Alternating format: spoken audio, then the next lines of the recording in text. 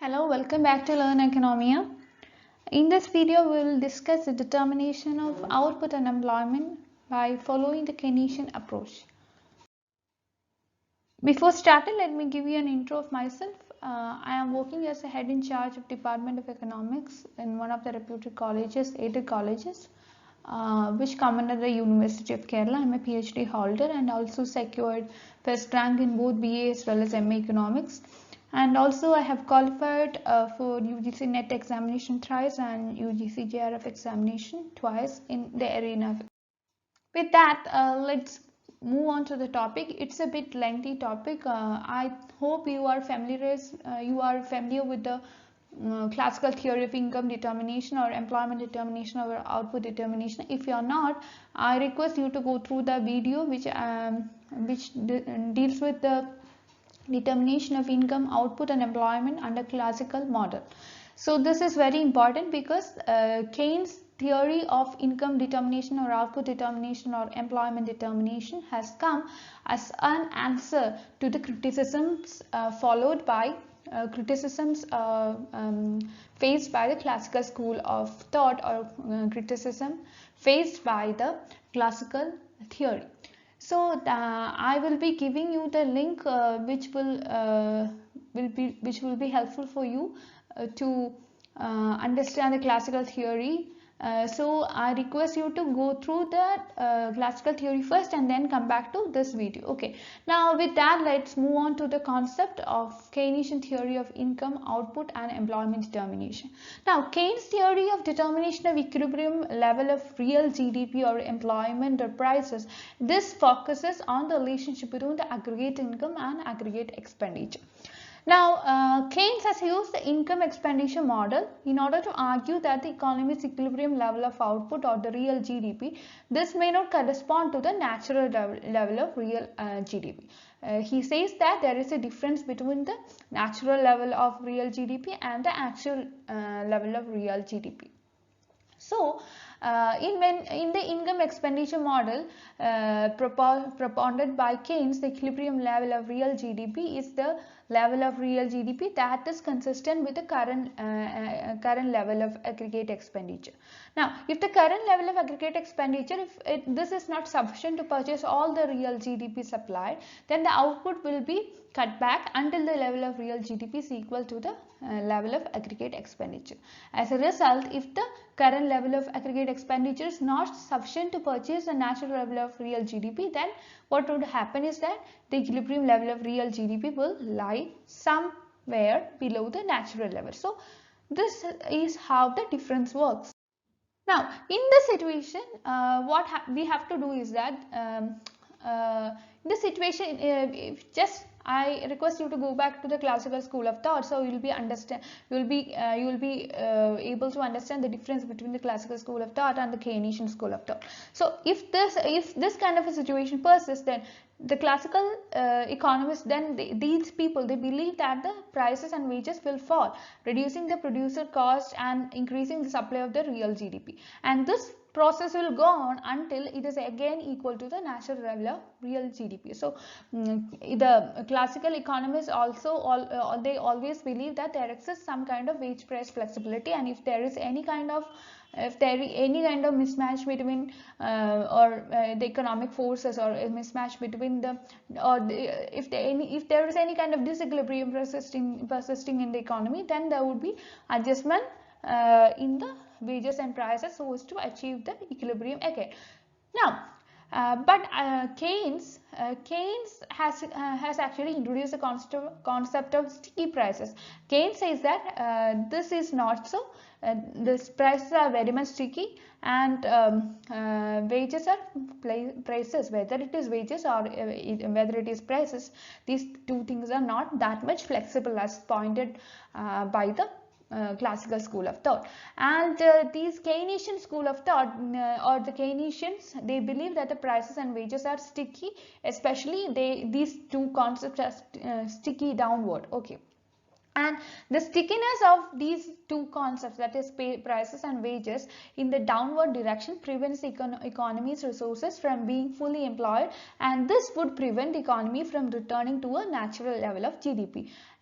Thus, the Keynesian theory is a rejection of Say's law of market. Say's law of market, I hope you are clear with that. Say's law of market says that supply creates its own demand, and this very concept has been criticized by Keynes, and the notion of economy is self-regulating. Regulating, and the notion of economy is self-regulating is another assumption of classical school of thought, and this assumption too has been criticized by Keynesian theory of income output and employment determination. Okay. Keynes' income expenditure model has to be explained in this scenario. So we are going to explain that model. It says that the real GDP can be decomposed into 4 components or 4 different parts. First one is aggregate expenditure on consumption, expenditure on investment, expenditure on that government expenditure, and also net exports. So these are the 4 different types of expenditure, especially in an open economy. When I say open economy, that it would include imports and exports. It will include transaction with the rest of the world. Okay. Now, the income expenditure model, it actually considers the relationship between the expenditure and the current level of real national income, and the aggregate expenditure on investment, which is denoted as I, aggregate expenditure incurred by the government, that is denoted as G, and net exports, that is N, which is denoted by NX. And these 3 things are typically regarded as autonomous or independent of your current income. Okay. And the exception is aggregate expenditure on consumption, right? This is something that is considered to be dependent upon your current level of income. Now, Keynes actually suggests that aggregate consumption itself is a function of your income, and the aggregate consumption is equal to C plus MPC into Y. MPC here means marginal propensity to consume. That it means that how much your consumption is influenced by your income. So the degree to which your consumption changes as a result of the changes in your income. Now here C denotes autonomous consumption and expenditure, autonomous consumption expenditure, and Y is the level of your real income, and this is equivalent to the current level of GDP. Now I'm here in this case I'm not referring to the personal income, since we are dealing with the GDP concept and all. Just consider the case of the entire nation. Okay. Now here the marginal propensity to consume, that is MPC, which multiplies Y. This is a fraction of change in your real income that is currently consumed, and in most of the economies MPC is considered to be quite high, ranging between 0.60 to 0.95, and Y increases, so does the level of aggregate consumption, because we have already learned that aggregate consumption expenditure is a function of income. Now coming to the total aggregate expenditure, that is AE, and AE is equal to A plus MPC into Y, where A is your autonomous expenditure, or which is a sum of C plus I plus G plus NX, that is consumption expenditure, investment expenditure, government expenditure, and net exports. And the different levels of autonomous expenditure A and the real national income Y, this correspond to different levels of aggregate expenditure AE. Equilibrium real GDP in income expenditure model is found to be setting the current real national income Y, which is equal to the current aggregate expenditure AE. So this is how the income expenditure model works.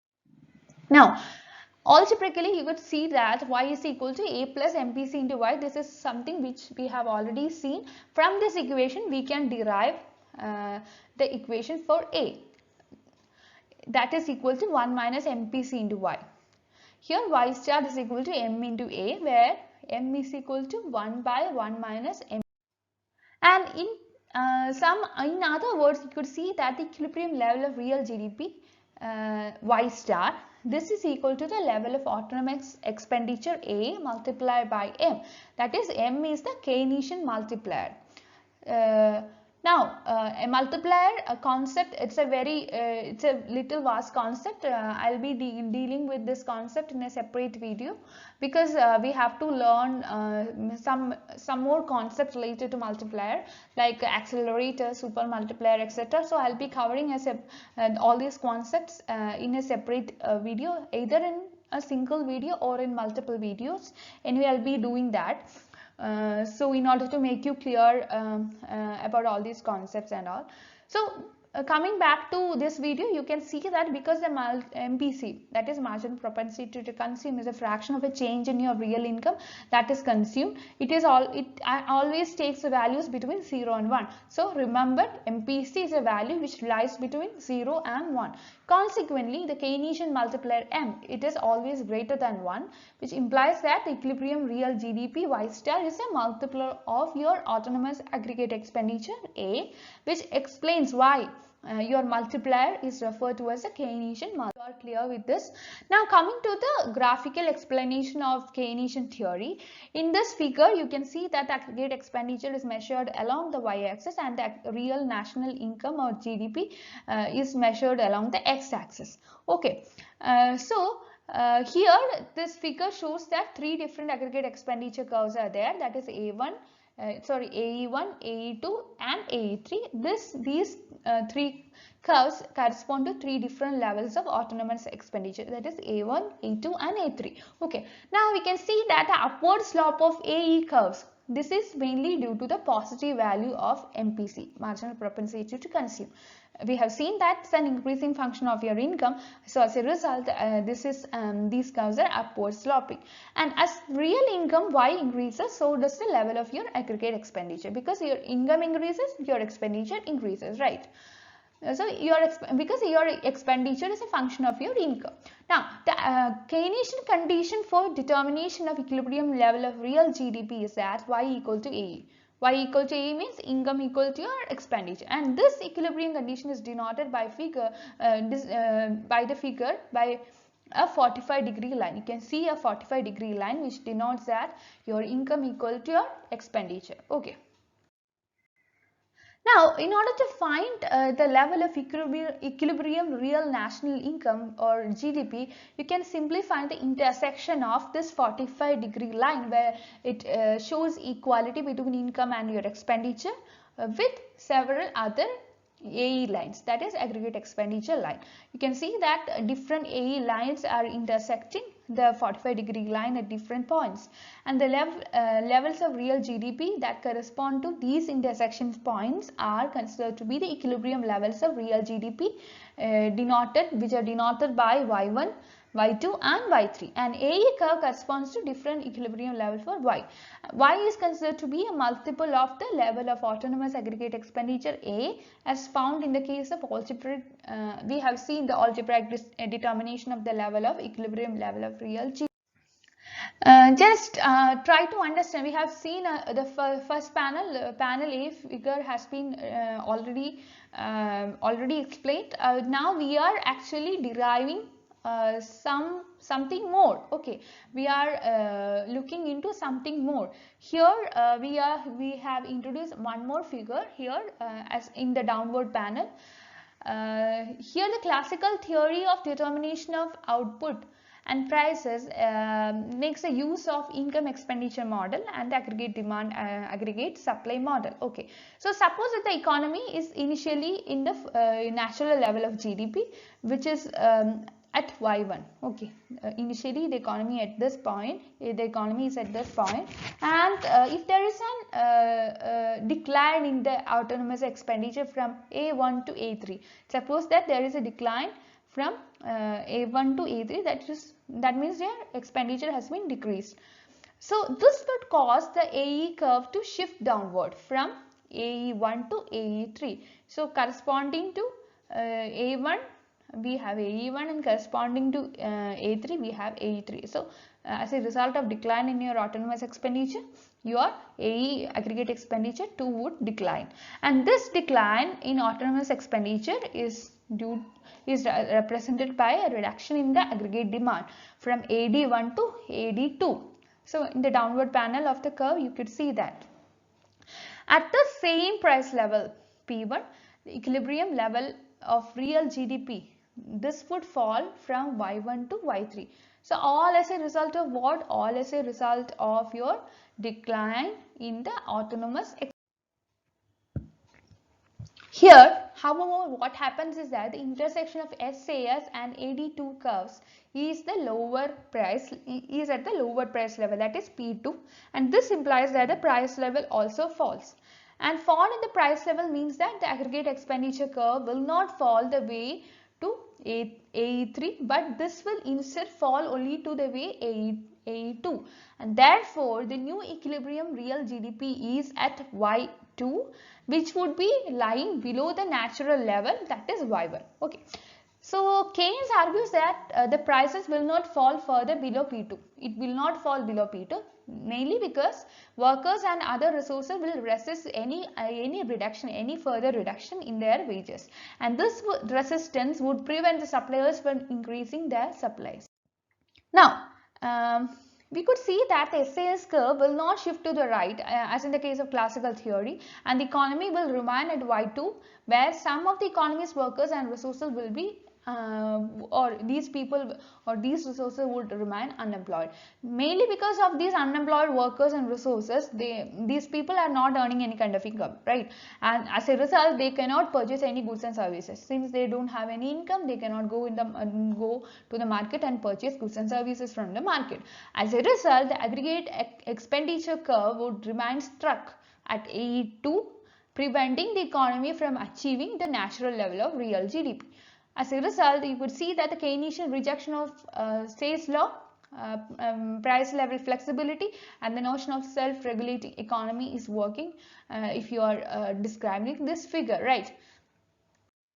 Now, as per the Keynesian theory of employment, there is a concept known as effective demand, which we will be discussing in its detailed form. And this concept, it actually signifies that money spent on your consumption of goods and services, and it is not money spent on your investment. It deals with consumption alone. And the total expenditure is equal to the national income, which is equivalent to your national output. As a result, you could see that the effective demand is equal to the total expenditure as well as the national income and national output.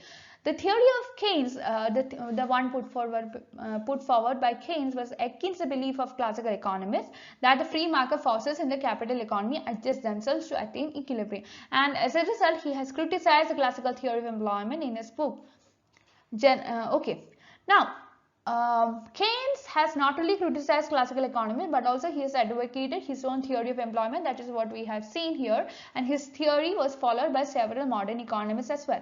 And Keynes' book was published after the Great Depression period. So I would like to tell you one more thing, that in the Great Depression period there was a belief that the classical theory was not working, and the classical theory actually failed during the Great Depression, and classical theory was not able to find, or it couldn't offer any kind of solution to the problems faced during the Great Depression.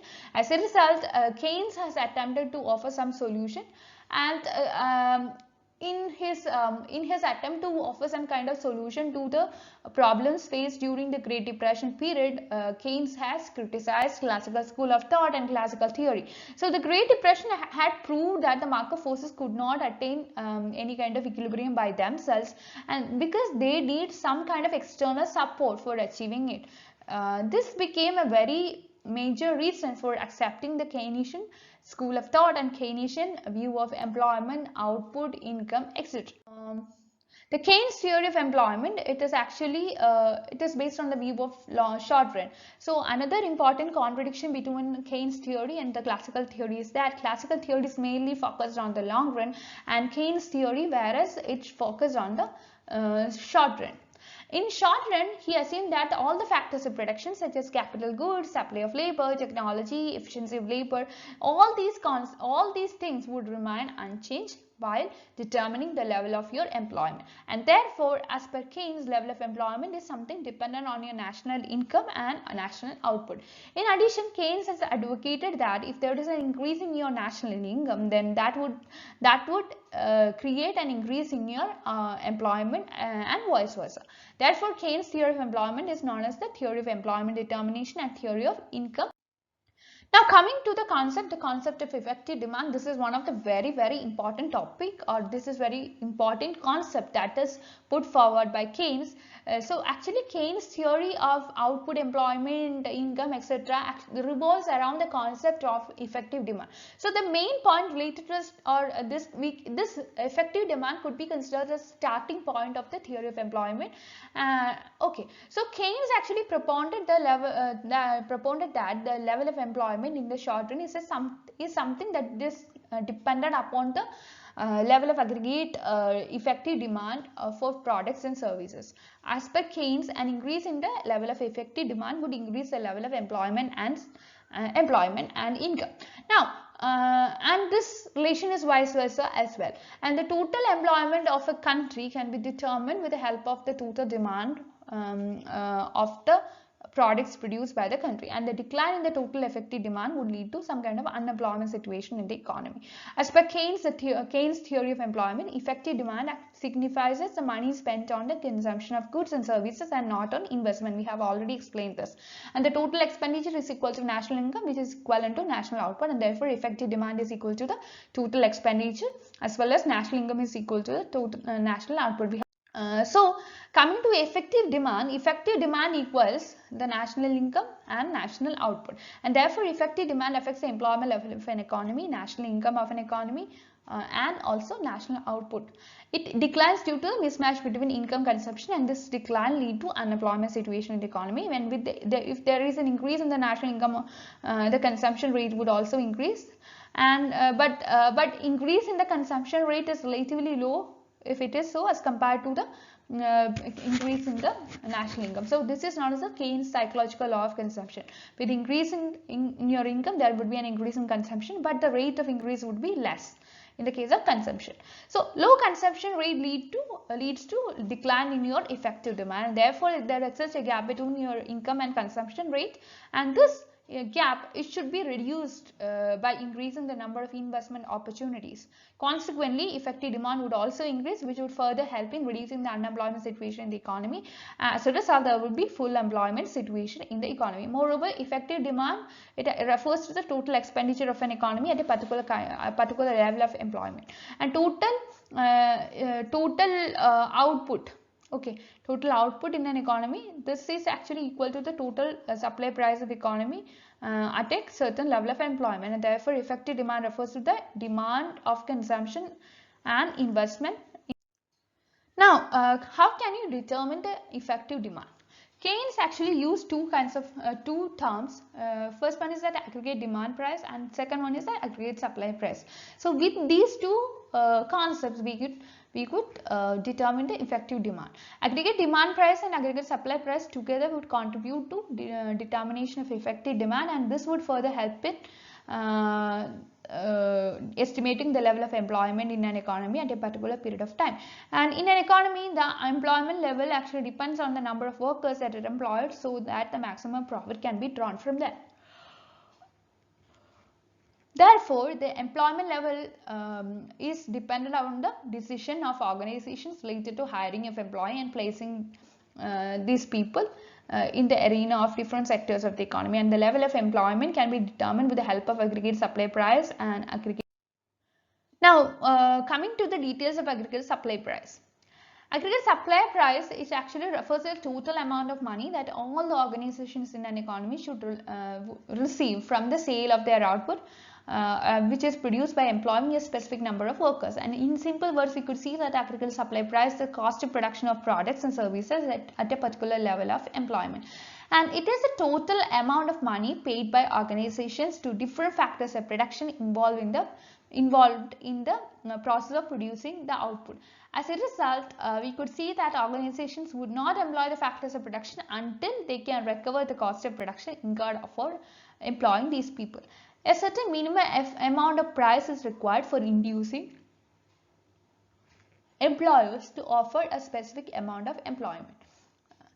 That means that a certain amount of wages to be paid is to be paid to these people in order to make them work, right? And if an organization does not get an adequate price so that the cost of production is covered, then it employs less number of workers. Means that after selling the product produced by the workers, if the producer is not getting enough profit, that means that he won't be able to pay for their workers. Now, therefore, the aggregate supply price varies according to the different number of workers employed. So, the aggregate supply price is a schedule. This could be prepared as per the number of workers employed, and aggregate supply price schedule is the schedule of minimum price required to induce different quantities of employment. And thus, higher the price required to induce different quantities of employment, greater would be the level of employment, and there would be aggregate supply curve upward sloping to the right. Now coming to the aggregate demand price, which is another concept influencing your effective demand. Aggregate demand price is actually this is different from your demand for products of individual organization and industries. The demand for individual organization or industries refers to a schedule of quantity purchased at different levels of price of a single product. Here the aggregate demand price, on the other hand, is the total amount of money that an organization expects to receive from the sale of output produced by a specific number of workers. Or in other words, you could see that the aggregate demand price signifies the expected sale of sale receipts received by the organization by employing a specific number of workers. And aggregate demand price schedule refers to the schedule of expected earning by selling the product at different levels of employment. Consequently, the increase in the employment level would increase aggregate demand price as well. Therefore, the slope of aggregate demand curve would be upward sloping to the right. However, the individual demand curve, we know that the basic difference between aggregate supply price and demand price should be analyzed carefully, because from the very definitions itself we could see that both of them seem to be same, but these are not the same. Exactly, these are not the same. And in aggregate supply price, organization should receive money from the sale of the output produced by employing a specific number of workers. However, in the case of aggregate demand price, organization expect to receive from the sale of output produced by a specific number of workers. Now, therefore, in aggregate supply price, the amount of money is necessary amount that should be received by the organization, while in the case of aggregate demand price, the amount of money may or may not be received, because it is expectation. Now, how can we determine the equilibrium level of employment with the help of AS and AD? We have already seen this, but in that figure we have looked into two different panels of figures. So here with single AS and AD interaction, we can determine the level of employment. So let's deal with that. So with aggregate price, demand price and aggregate supply price would meet at a point, that is E, right? And AD represents aggregate demand price and AS curve represents aggregate supply price. So here the different aggregate supply price and different aggregate demand price are give employment. And here what happens is that AS curve, the organization would employ ON level of workers, and when they receive OC amount of sale receipts. Similarly, in the case of AD curve, the organization would employ ON number of workers with the expectation that they would produce OH amount of sale receipts. So here the aggregate demand price exceeds the aggregate supply price, or vice versa, you could see at some or different levels of employment. For example, if you consider the ON level of employment, the aggregate demand price is OH, and this is greater than the aggregate supply price, that is OC. However, at certain level of employment, the aggregate demand price and aggregate supply price would be. This point is known as the point of intersection of both the curves, that is represented by E. This is the equilibrium level, and initially there is a slow movement in the AS curve, but after a certain point of time we could see that there is a sharp rise. And this implies that when number of workers increases, initially the cost of production also increases, but at a slower rate. However, when amount of sales receipt increases, the organization would start employing more and more workers, because they are getting the company or the organization which is employing the workers is getting more revenue out of the sales of the products it produces. Okay, now in figure you could see that the OM number of workers are employed when OT amount of sales receipts are received by.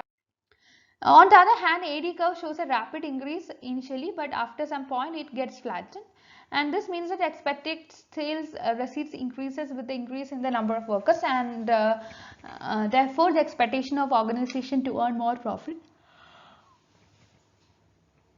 increases. However, after a certain level, increase in employment level would not show any increase in the amount of sale receipts. Before reaching the employment level of ON2, the employment level keeps on increasing as the organization want more and more workers to get maximum profit. But when the employment level crosses ON21, what happens? Here the AD curve is below AS curve and shows the aggregate supply curve exceeds the aggregate demand price. And as a result, the organization would start incurring losses and therefore would reduce the number of workers. Thus, the economy would be in equilibrium when the aggregate supply price and aggregate demand price are equal. In other words, you could see that the equilibrium can be achieved when the amount of sale receipts necessary and the amount of sale receipts expected to be received by the organization and specified level of employment equal. Now coming to the policy implications of Keynes' theory of income, employment and output determination. Keynes had actually serious doubt about the effectiveness of monetary policy. So he was a person who always favored fiscal policy. He was of the view that during the times of depression and all, interest rate was very low, and also the liquidity preference curve of the commodity the community is absolutely elastic, and as a result it could take the shape of horizontal curve. Now therefore in this situation the money supply in the economy is increased and rate of interest will not fall. Even if you increase the money supply, that will not affect the rate of interest, and thus with no fall in the rate of interest, the private investment will not pick up further, because even if you reduce the rate of interest any further, that won't affect your private investment. The main reason why he has criticized the monetary policy. In his view, the ineffectiveness of monetary policy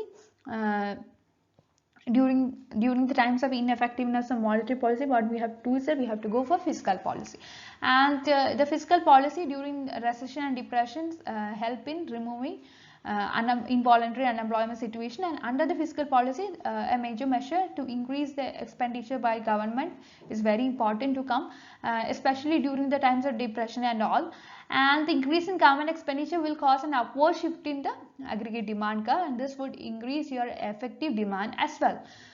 So if there is an increase in your effective demand, that will increase your employment situation, that will create new and new employment opportunities. So you'll be getting unemployed people would be getting employment, and also this will lead to increase in output in the economy. So that thank you for watching this video. Please like, share and subscribe this channel for more videos. I have started a Telegram group as well as Telegram channel, so please visit that as well. If you have any doubts, you are very much free to express your doubts in the comment box. I'll be trying to give you a response. So if you need clarity regarding any of the topics which we have covered, you can give a mentioning of that too in the comment box. So with that we end here. Thank you for watching.